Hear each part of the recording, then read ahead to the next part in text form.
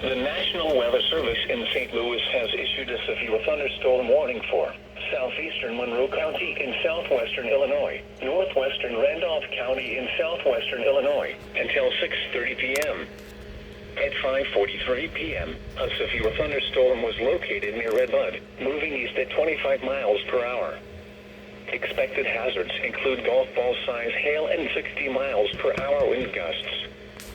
Severe weather has been confirmed by train spotters.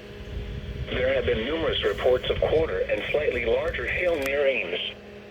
The following impacts are expected. People and animals outdoors will be injured.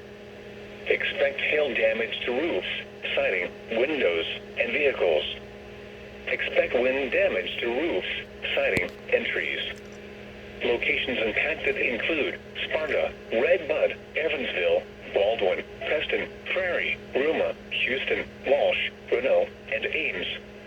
The storm is producing large hail.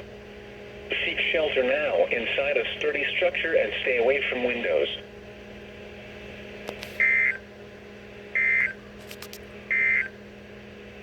The following is a summary